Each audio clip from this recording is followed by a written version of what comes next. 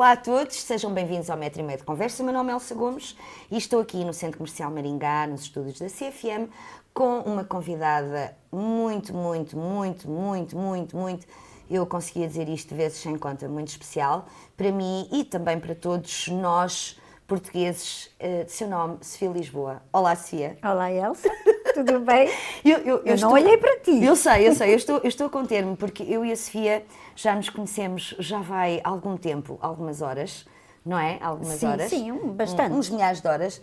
E nós prometemos que não nos íamos rir durante a gravação deste Metro e Meio de Conversa. Eu não prometi tal coisa. Eu prometi que me controlava. Sim, já é muito difícil. Vamos fazer um esforço. Ora bem, para quem não sabe, Sofia Lisboa... é a prima da Elodie. É a prima da Elodie Fonseca. Sofia Lisboa, hoje no Metro e Meio de Conversa. Sofia Lisboa, uma cantora, nasceu em França, verdade? Nasceu em França. Sim. E de repente, como quem não quer a coisa... Há 30 aninhos. Há 30 anos, lá está, tal como eu.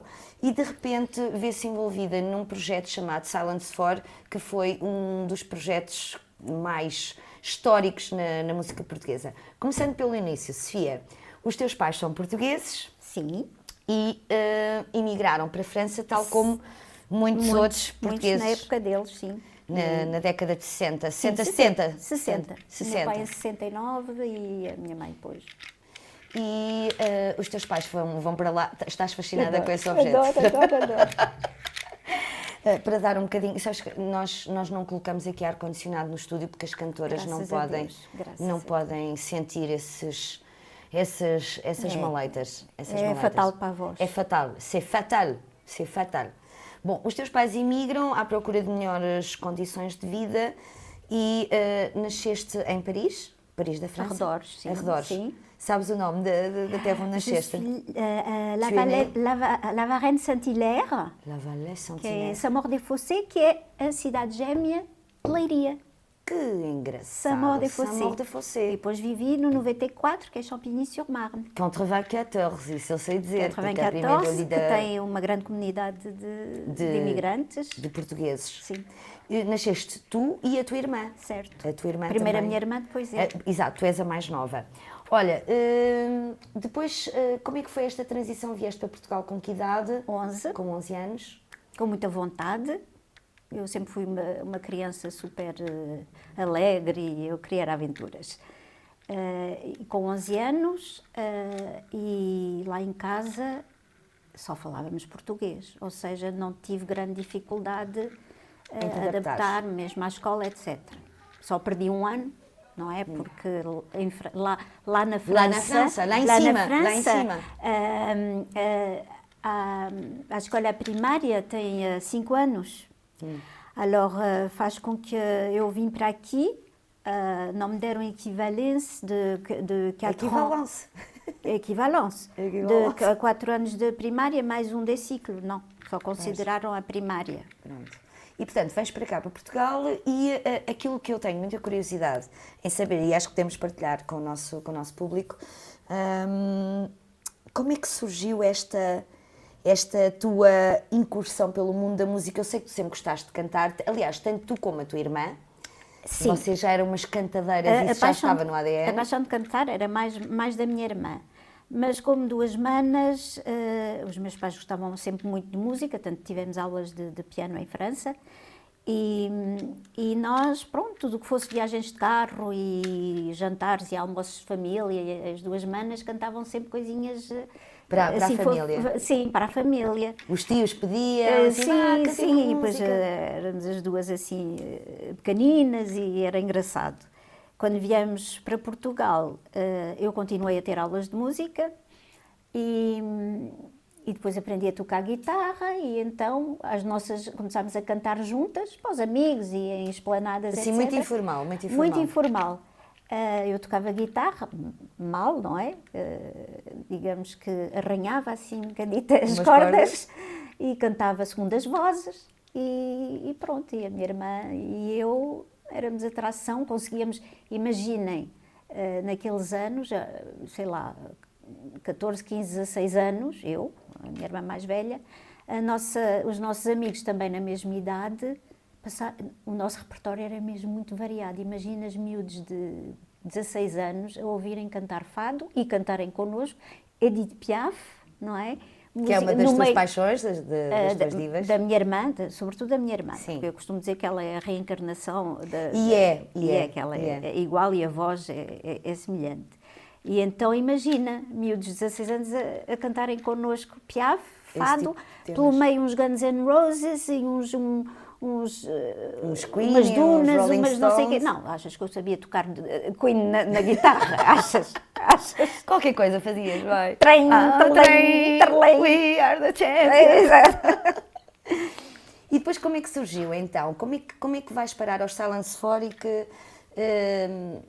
como é que isso se passou?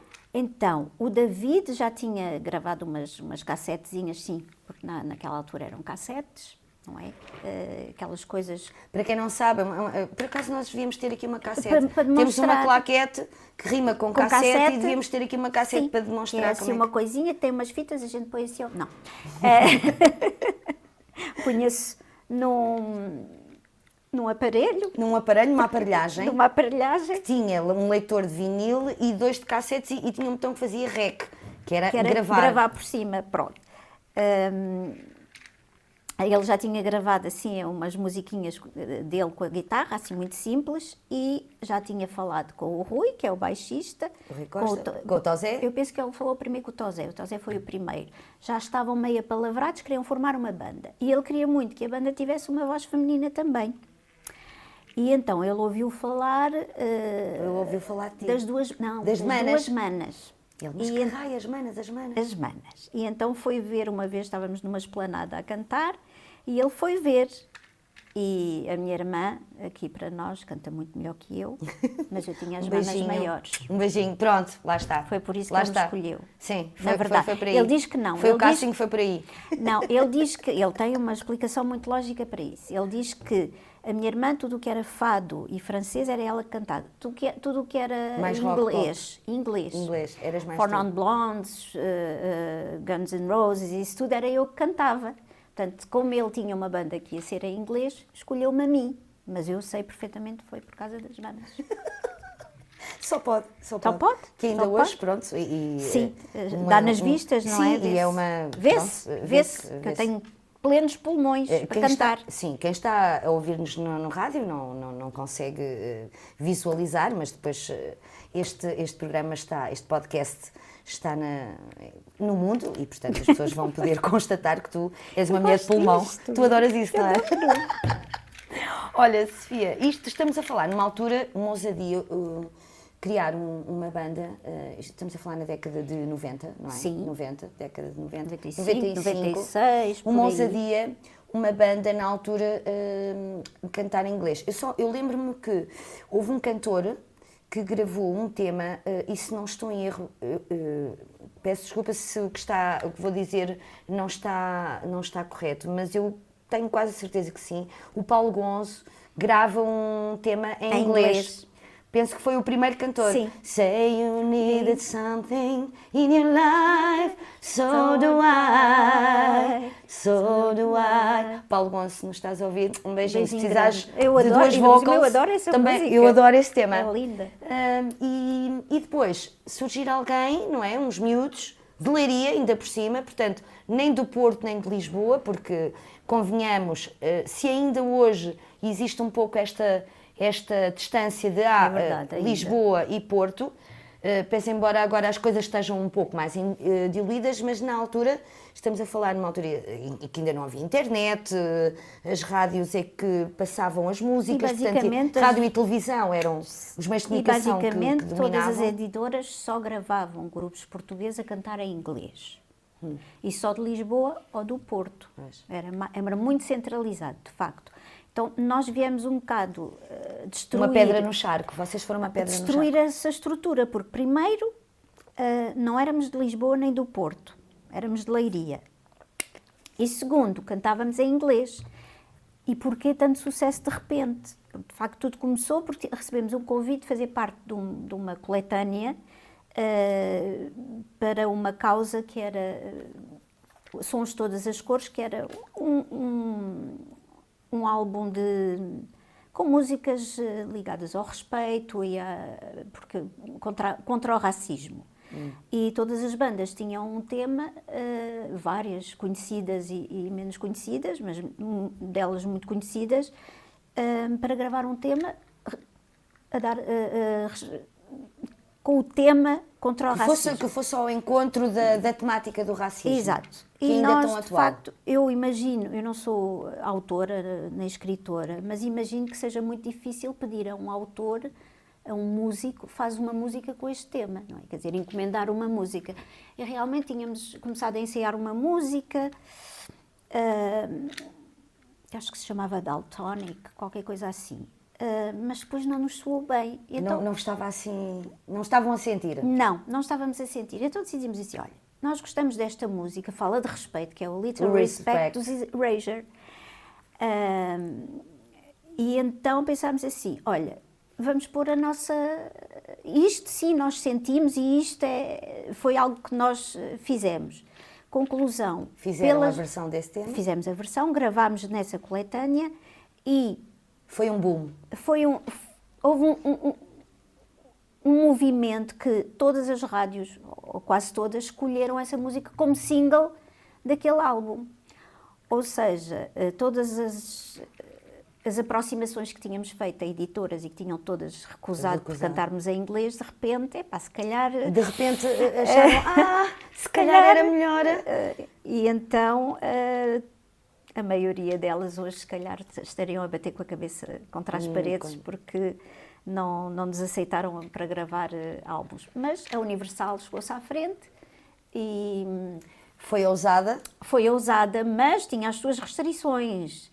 Não era assim tudo fácil? Não, tínhamos que ter pelo menos 3 temas em português. E então nós, mais uma vez, regateámos ali a coisa e dissemos, então e se fosse o Rui... que tu conheces muito bem, o Rui Costa, que é o baixista. Um beijinho, Rui Costa, grande baixista. E nós todos éramos fãs da música e das letras do... Ai, agora que se me passou. Dos Erasure? Não, dos Sextos Sentidos, do Sérgio Godinho. Ai, do Sérgio Godinho. Isto é a idade, não perdoa. E então, o Rui teve a grandíssima lata de ir ver um concerto ou de encontrar o Sérgio Godinho num concerto qualquer e foi ter com ele e disse, olha, eu tenho uma banda e nós gostamos muito da tua música e queríamos te convidar para tu fazeres uma letra para uma música que eu vou fazer. E não é que o Sérgio Godinho... Disse que sim. Ouviu o tema e disse que sim, quer dizer, ninguém nos conhecia, éramos uma banda a começar e ele aceitou. Então, nós regateámos então com a Universal e dissemos, ok, 2 temas em português, um deles escrito pelo Sérgio Godinho. E lá conseguimos, e francamente acho os 2 temas em português lindíssimos. Isto para dizer, e tenho a certeza que tu concordas comigo, música portuguesa é feita por portugueses, ou é feita em Portugal. Não é? Com tanta mistura uma mescla, nós somos um país com tanta e quer seja abrangência em inglês, cultural. Em francês, em português, é feita cá, é portuguesa. As nossas músicas, pelo sucesso que tiveram, mas não só, eu também sou apreciadora, não é?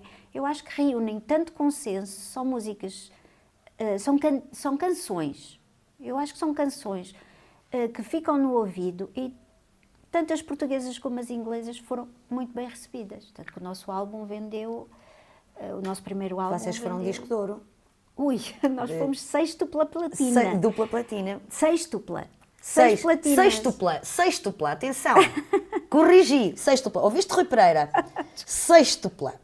Que é só para ver quem é que manda aqui. Mas não se esqueças, na altura uma platina não eram 20 mil, eram sim. 40 mil. 40 mil, sim, não é como agora. Mil não é cópias. Agora a platina são 10 mil.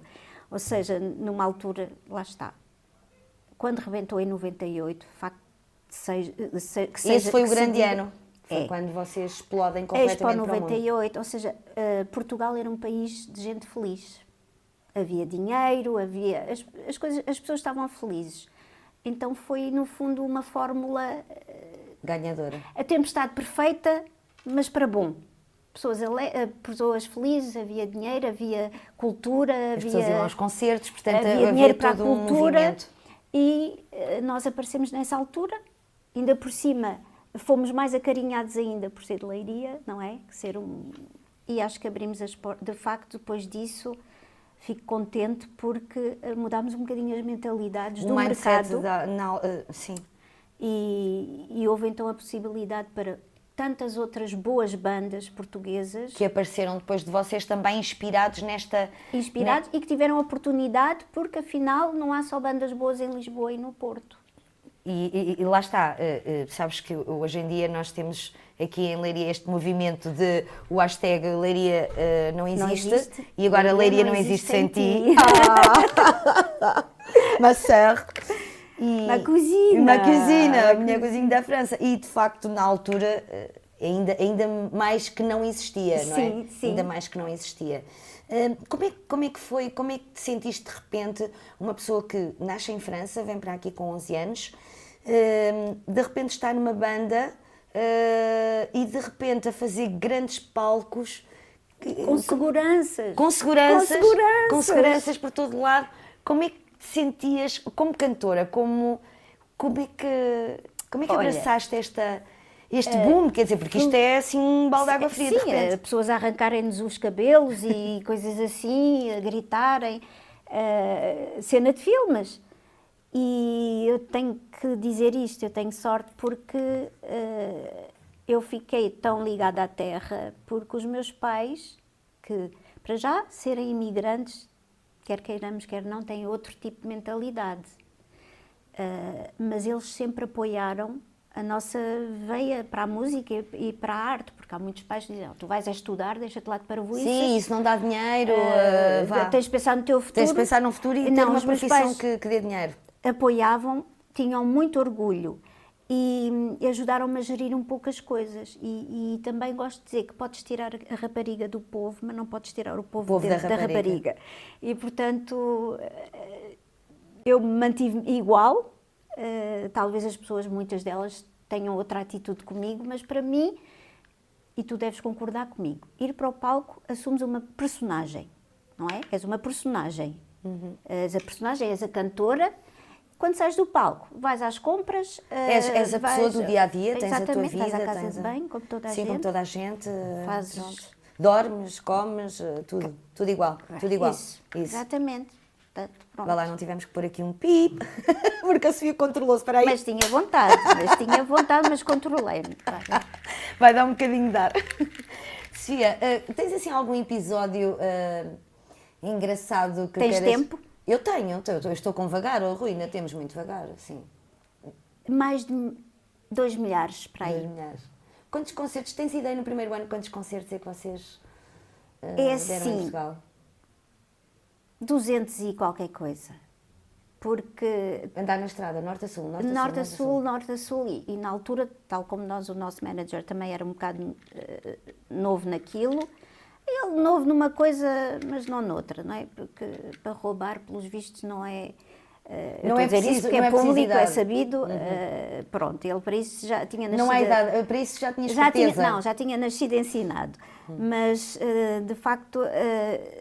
faltava-lhe a experiência de, por exemplo, termos um concerto num dia no Porto e no outro dia termos que ir para o Algarve, que é um bocadinho puxado, com poucas horas de sono. Mas certas coisas podiam ser geridas de outra forma. Exato, mas precisávamos de rodar, precisávamos daquilo que se chama estrada, não é? E foi difícil em termos de... Já me esqueci da tua pergunta. A pergunta era se tens noção quantos concertos é que fizeste no primeiro ano, se fizeste 200 e tal, e depois perguntei-te se tinhas alguma história engraçada. Já lá iremos. Os 100 e muitos, perto de 200. Porquê? Porque também houve a altura em que nós fizemos uma parceria com a Toyota e fomos a imagem para lançar oficial. O Toyota Yaris. E então muitas vezes tínhamos um showcase à tarde, num stand local, de onde íamos tocar, e depois à noite outro concerto. E provavelmente no dia a seguir, noutro stand. E, portanto, chegámos a ter mais do que um por dia. O que é muito.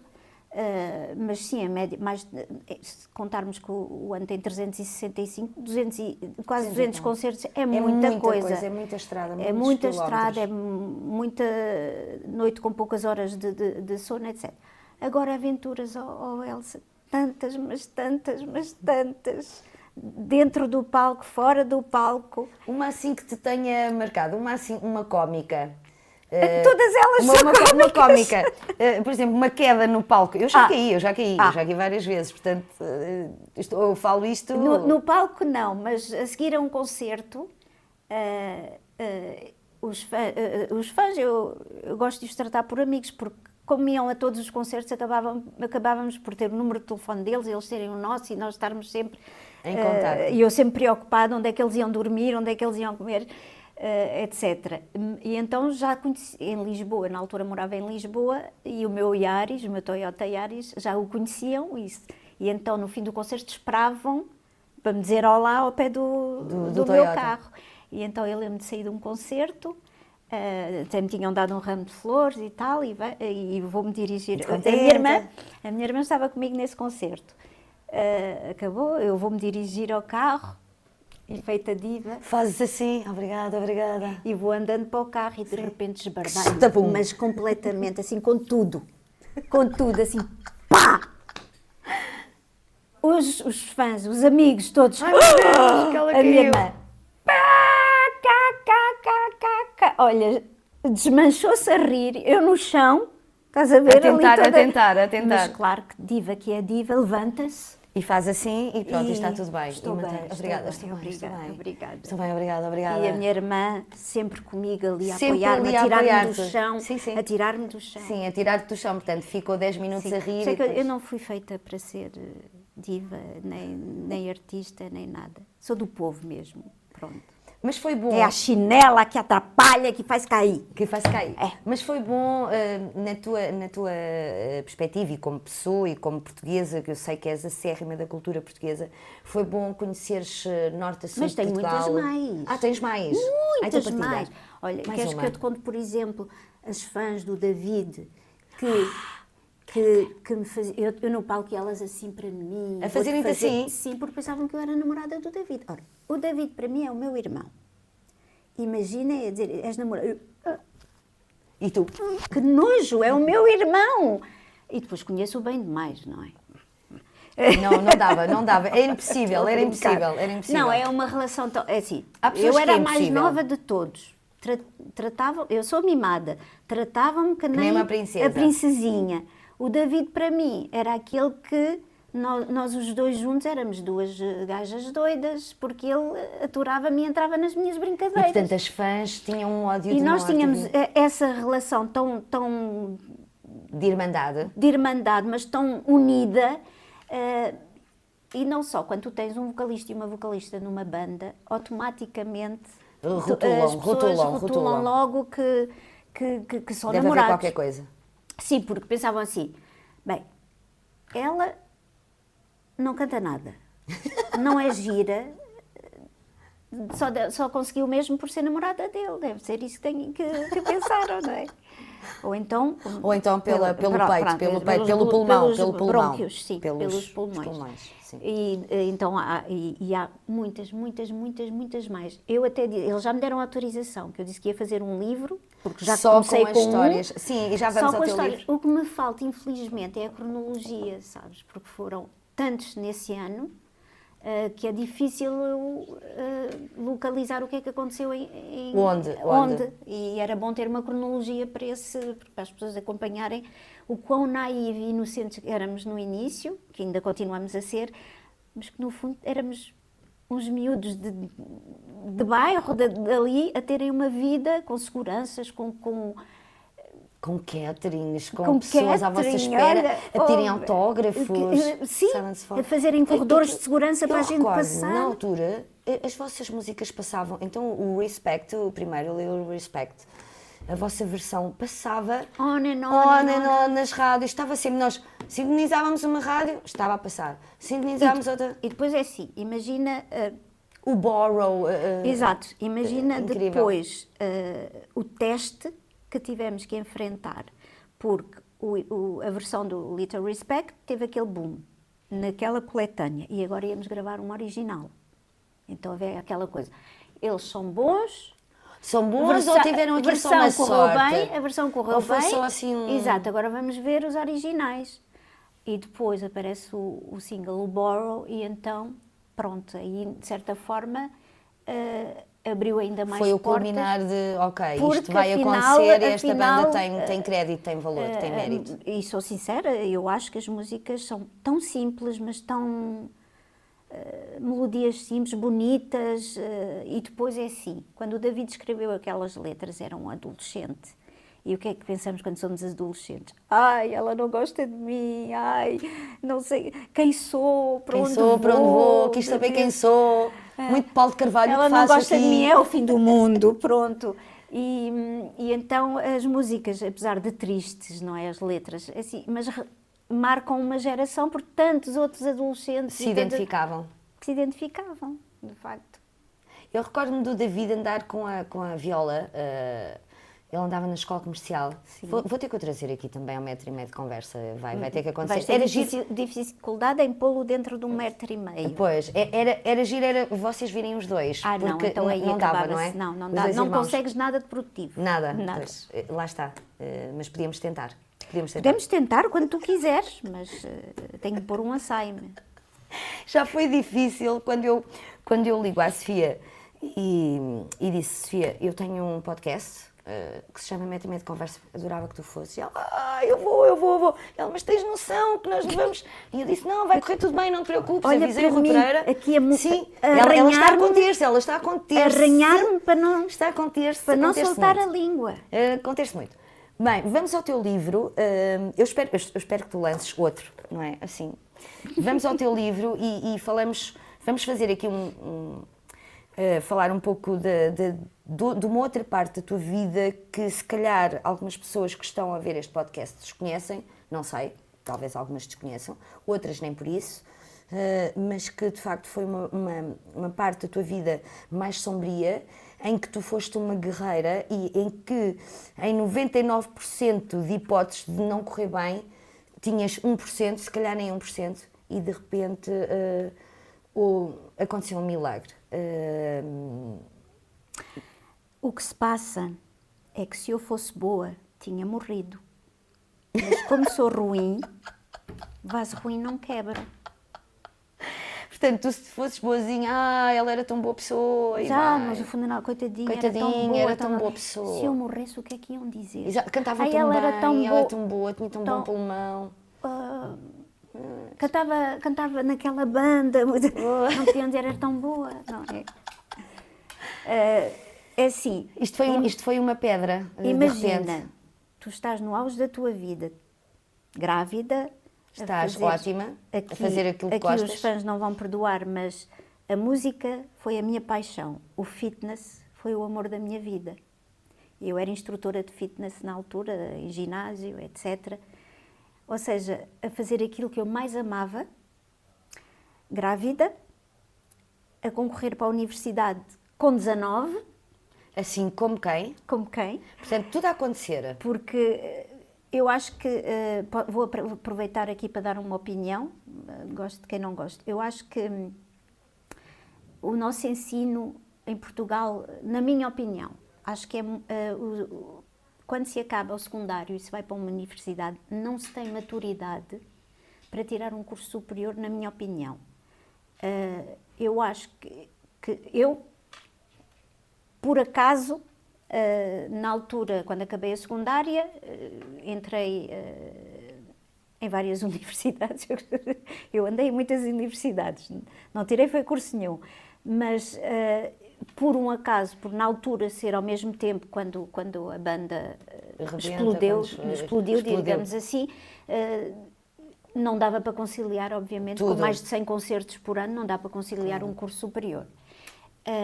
Mas quando eu estudei, então, com 33 anos, quando eu fiz o ano de preparação para entrar na faculdade, a maturidade é totalmente outra.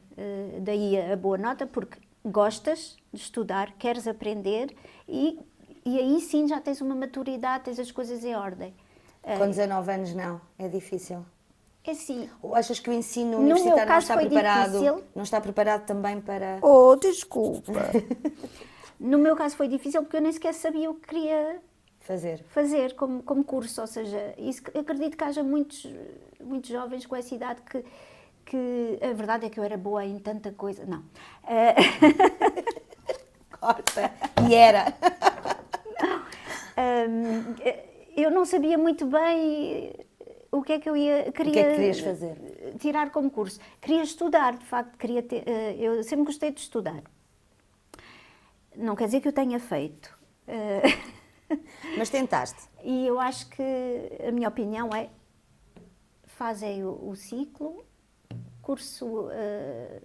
Ensino secundário? Não, Profissional? curso profissional. E depois então? Porque nos cursos profissionais já começas a trabalhar na prática. Sim, a parte mais prática. Tens Falta logo a parte emprego, prática. porque tu sais de uma licenciatura, pedem-te quê? Prática. E tu não não é? tens. No curso Técnico ou profissional? vais, trabalhas Tens no ramo logo, mesmo, tens tens logo o ali uma lado ligação. prático, Uma provavelmente ligação tens mais- logo emprego. Depois de ter o emprego, então sim, tirar uma licenciatura ou mais, até porque se tem horários específicos, tem épocas de exames específicas. Isso é a minha opinião, pronto. Mas no meu caso não cheguei a tirar o curso nenhum, porque apesar de ter entrado com 19, estava grávida, e foi aí então que, com 14 semanas de gravidez, que descobrimos que eu Que tinha tinhas uma leucemia, Uma leucemia. linfoblástica aguda com pH, com Filadélfia positivo. E isso foi um marco muito... uma facada, quer dizer, Estás uma no pessoa auge, tão jovem. assim, não podes desejar mais nada na tua vida, a não Está ser tudo a correr manter a bem. saúde, não é?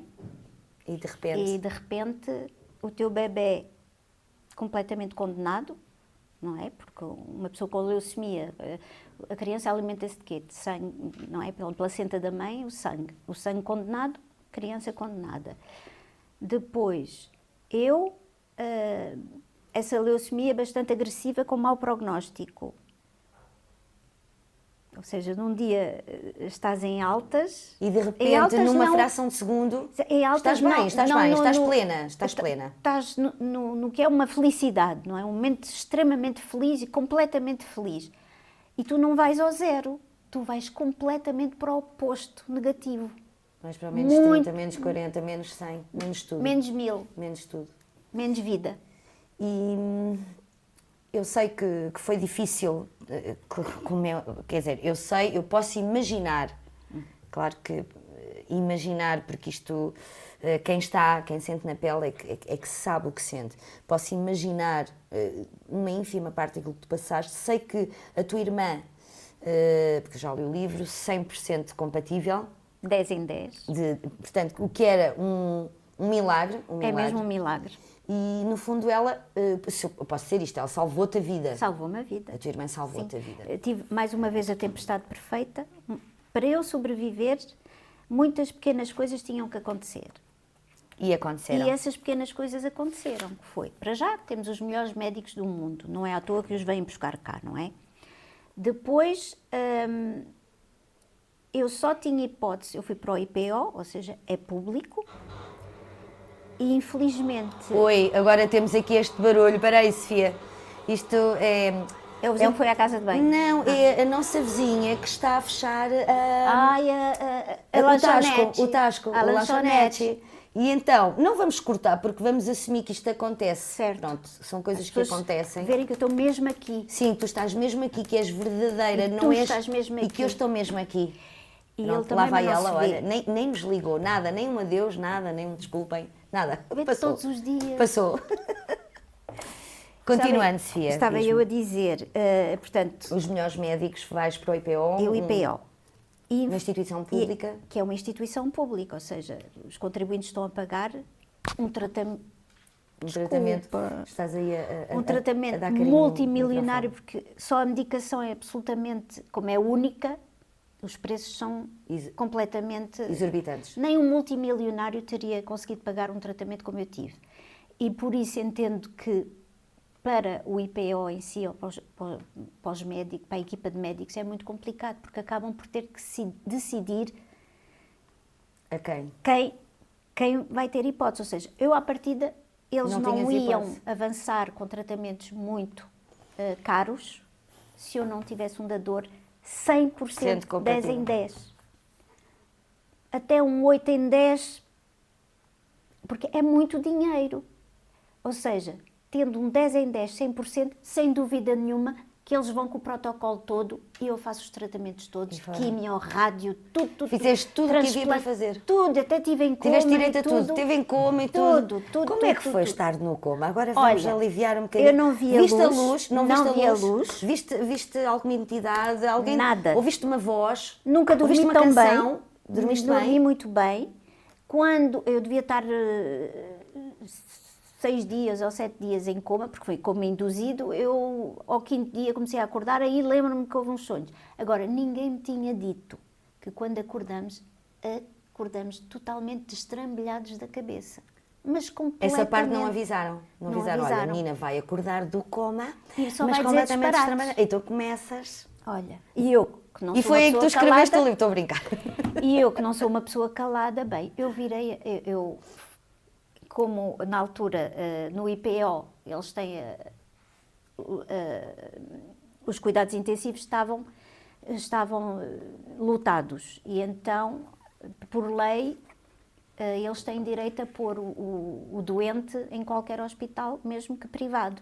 Ora, na altura o hospital dos Lusíadas tinha acabado há pouco tempo de abrir, fui para um hotel 5 estrelas, não é? Portanto, tiveste um tratamento very VIP. Só que a minha cabecinha, coitadinha, eu fiz a vida negra ao meu ex-marido, a dizer-lhe que ele... Mas em voz alta, a dizer... Que é isto? Tudo. Posso dizer? Suas pip! Eu vou já fazer enfermeiras, suas pip! Andam a tentar comer o meu marido. Coisas assim. E depois, era engraçado, quando a minha irmã ou a minha mãe vinham me visitar, eu estava calma. E só quando o meu marido, o ex-marido, vinha-me visitar é que eu tu ficavas louca. Disparates. Ou sozinha com as empregadas, com as enfermeiras, com as auxiliares. E então eu dizia coisas e o meu ex-marido dizia para a minha irmã, vocês não estão a ver, ela está louca. Não, ela está bem. E a tua irmã dizia, não, está está bem. E a tua irmã Sónia, sim, ela está bem. Ela está ótima. O meu ex-marido, estes enfermeiros não fazem nada. Olha, estão o dia todo aqui no ginásio ao lado do meu quarto. Mas qual ginásio? Sim, porque eu ouço assim, a puxar ferro. Portanto, E eu, não, o que está ao lado é um senhor que, coitadinho, está a morrer, são as máquinas da respiração. E eu estou a dizer que eu os ouço o dia todo a puxar ferro. E ele dizia, mas tu estás louca. E depois o que é que eu fazia muito? Eu estava sempre a tocar na campainha, para as enfermeiras virem. Normalmente tocamos a campainha quando estamos em apuros. E então, a dada altura, já nem vinham, não é? Que é tipo, ela vai chatear. Eu tocava e dizias qualquer coisa, qualquer disparate. Insultá-las. Insultá-las, basicamente. Então, foram todas fumar e deixam-me aqui sozinha e não sei o quê. Diz-me que ficaste amiga dessa gente, diz-me, dessas pessoas. Digamos que eu nunca pude lá voltar de cabeça erguida, mas eu acho que eles estavam habituados. Vergonha, não é? Não estavam habituados àquele degrau. Degrau, não é um grau, é degrau. Quanto tempo estiveste internada? E depois o que é que eu fazia? O que é que tu fazias? Sabes aquela coisinha que temos no dedo? Sim. Eu tirava. E então as máquinas começavam pi, e vinham todos a correr. E eu, agora vieram! Maléfica. E também me lembro de dizer, pronto, depois é que me disseram, pois Sofia, quando se acorda de um coma, as coisas básicas que sempre conhecemos na nossa vida não são assim tão... Por exemplo, podes ter que voltar a aprender a comer e tudo, não consegues andar. Não consigo andar. Como é que não consigo andar? Tirei os cobertores, sai da cama e chão. Tive que reaprender a andar, mas foi muito rápido. Depois a fisioterapia leva-nos a dar uma voltinha. Quanto tempo estiveste internada? Internada ainda muito tempo, embora eu tenha feito a vida negra, porque me deixaram o telemóvel, eu ligava à meia da noite para o meu ex-marido, na altura marido, a dizer, vem-me buscar, porque ligou alguém muito importante do IPO a dizer que eu tinha alta, porque o IPO é que tinha que dar a alta. Portanto, tu estavas toda completamente... Uma genialidade te deu. É uma teoria da conspiração, toda a gente está a conspirar. E então, coitadinha, às 3 da manhã, ele recebeu uma... Não, tens que dormir. Tens de ter calma, tens que ficar aí mais um... Tu não me queres vir buscar, tu queres me abandonar. a noite toda a fazer o que vale é que as drogas eram boas. Eram boas. Não é drogas Não, que se não, diz, não, é não. substâncias que ajudam. É medicação. Medicação. Sim, Medicação, drogas não são é? substâncias que se tomam com fins recreativos. Quanto tempo? No total, com o No cancro, total. estive a viver no IPO, portanto, quase 3 anos. Num hotel. No lar do IPO. Não, 2 anos e muito. E depois, ainda muito tempo, porque tudo o que podia correr bem correu e tudo o que podia correr mal também correu. correu. Ou seja, depois do transplante tudo correu muito bem, mas há uma doença que deve sempre acontecer quando há um transplante, que se chama, mais um complicado, chavão, diz, estou preparada. A doença do enxerto contra o hospedeiro, que é, por exemplo, a medula da minha irmã e a minha, que já existia, estarem um bocadinho ali às bulhas. E então, isso tem que sempre acontecer para que se saiba que o transplante foi um sucesso, mas para mim veio crónico, que também acaba por ser uma doença fatal, se não for controlada. E então veio crónica e então tive que fazer ainda mais tratamentos para acalmar a doença, que hoje tenho, mas está estável. E tive que estar ainda porque uns valentes curados, meses. Não é? Ficamos em remissão. Sim, mas mesmo tive que ficar lá ainda uns valentes meses, porque eu tinha, com toda a medicação, os rins estavam comprometidos. E então não podia perder os meus rins, tinha que beber mais de 5 litros de água por dia, fora, então fazia 10 euros. 10 horas de soro. 10 horas. Portanto, como tu vês, eu já não era boa, não fiquei melhor. 10 horas de soro por dia. Portanto, todo enfim, uma logística. É verdade. Muito tempo e depois de ultrapassares tudo isto, escreves este livro. Nunca se ultrapassa, aceita-se. Eu acho que isto é um segredo, o aceitar-se. Isso é importante, o que tu estás a dizer, portanto, aceitamos que vai não menos. Nos livramos. Para já, as pessoas às vezes falam comigo e alguns amigos que estejam com... Ele está-nos a dar a indicação que... Sim, mas a gente vai ignorá-lo. Vamos ignorá-lo completamente, 5 minutos, quase 5 minutos agora. Eu estou a contar os meus problemas e tu com o que tiveste. Os problemas não se comparam, não se medem. O que me impede de dormir à noite e o que impede a ti é tão grave uma coisa como outra. Porque também não ter dinheiro para dar comida aos filhos é tão grave como eu ter uma leucemia e quase morrer. Da depressão não nos livramos, é impossível. Eu que era totalmente, depressão, as pessoas têm depressão porque as pessoas não abrem as janelas da casa, vivem negativas. E apanhei uma valente que vai estar comigo a vida toda. Depois, o sentimento de culpa, a mulher por si já é um ser que tem um sentimento de tudo, porque também somos educadas e não só a acreditar. As hormonas, as coisas. É tudo, a parte mulher hormonal, sofre tudo. Toda a vida é escrava das hormonas. E a culpa de eu ter tido uma doença que devastou a minha família, de certa forma matei o filho do meu marido, não é? De certa forma, a culpa, que na verdade não tenho culpa nenhuma de ter tido uma doença. E eu nunca ultrapassei a depressão, está controlada com medicação, etc. Mas o primeiro passo fundamental foi eu perdoar-me, porque eu não tive culpa nenhuma, e aceitar que tive uma doença. Aconteceu, das duas, uma, eu choro para o resto da vida e fico aqui e não avanço, fico na água choca, não é? Ou aceito e a vida é assim. E quando aceitaste seguir em frente, escreves este livro. E fiz prometer aos Silence For que nos juntávamos nessa altura, em 2015, 14-15, para novos concertos, para angariar fundos para a Liga... o Nariz Vermelho. Aqui para o livro, Nariz Vermelho. A primeira edição... A primeira edição do livro, €1 era a reverter para o Nariz Vermelho. Mas os concertos que fizemos na altura foi para angariar fundos para a Liga Portuguesa contra o Cancro. E angariámos 30 mil euros. Extraordinário. Foi... Ainda uma quantia muito boa. Sim. Muito boa. Não tanto quanto necessário, quando mas geriam. Se toda a gente ajudar com alguma coisa... O prefácio escrito pelo teu irmão, pelo David irmão, Fonseca. Quem melhor. Portanto, para quem quiser ainda adquirir, o livro está à venda. Já só comigo. Já só contigo? Sim, só Podem tenho... contactar a Sofia São Lisboa. os últimos exemplares. Eu tenho, este é meu. Aliás, ele vai ser autografado hoje, porque no dia estávamos a falar isso em off no dia em que lanças o livro aqui na biblioteca de Leiria. Estava tanta gente para te pedir autógrafos que eu comprei 2 e eu disse, bom, eu vou desistir e pronto. Tenho uma sorte volto imensa, depois. sou muito acarinhada e espero merecer isso tudo e faço por merecer. E mereces. Faço por merecer. E mereces. Portanto, se quiserem adquirir este livro, uma inspiração da vida da Sofia Lisboa, posso dizer isto e digo isto porque, primeiro porque és um ser humano extraordinário e já convivemos, já passámos também muitas coisas. Se quiserem, nas redes sociais podem contactar a Sofia Lisboa através do Facebook. Sim, no perfil, na página não vou lá muitas vezes. Instagram. Não, Instagram Ela tenho, ainda mas não sou eu que uso. Pronto, mas não podem, sou mas uma podem. nódoa Sofia nisso. Lisboa. Ela é mais Estás a ver, quando dotada. toda a gente aprendeu a lidar com computadores, eu estava em coma. Pronto, ela Sei foi que por hoje causa sou uma disso. nódoa. Foi por causa Agora, disso. passou a época. Passou a época, ela agora também já não está disposta, que ela tem coisas para fazer. Por falar em coisas para fazer no presente,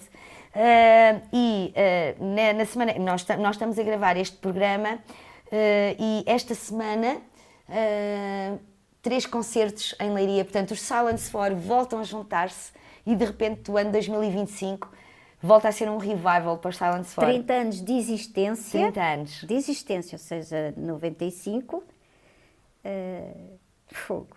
E portanto, o David, como é que foi? O David ligou-te e disse: Sofia, olha, vamos arrancar. Zé, Foi bastante Costa. tranquilo, Foi assim? Sim. E toda a gente, vamos embora. Claro que não podiam todos dizer assim, porque há coisas, cada um tem a sua vida e a sua ocupação e há coisas a gerir, mas com vontade. Tudo se faz. Tivemos vontade de estar juntos, de facto, e é maravilhoso, porque sempre nos apetecer, se houver público com vontade também de recordar esses tempos. Eu sei que estes 3 concertos que vão acontecer esta semana estão completamente esgotados. Disseram-me que sim. Eu vou tentar ainda colocar o meu cunho para meio bilhete, não sei se vou conseguir. Metro e meio de bilhete, Metro pode e meio ser? de bilhete, sim. Eu fico ali num cantinho, eu não chatei nada, prometo que pode ser. Aliás, a única razão pela qual eu te convidei para vir aqui Cabes nas caixas das guitarras. Sim, posso ficar numa case, num palco. No meu necessaire. No teu necessaire, posso ajudar-te a maquilhar. Porque essas achas que eu coisas. preciso de maquiagem? Não, para ficares ainda mais bonita, é isso que eu quero dizer. Como é que vai ser voltar aos palcos e fazer assim de repente 3 concertos e mais que marcassem no Teatro José Lúcio da Silva, vocês teriam público para? Adoro o facto de começarmos em Leiria. Porque sim, Adoro, só porque sim. adoro. Porque Leiria existe. Exato. Leiria já existe. Adoro que se comece com Leiria e o facto de muitas das datas estarem esgotadas diz-me que, tal como nós temos vontade de estar juntos em palco, Também o público tem vontade. o público tem convosco. vontade de recordar esses tempos e não vamos só viver de nostalgia e criar recordações novas, não é? Bons momentos, Bons novas momentos memórias, novos. Sim, criar novas sim. memórias.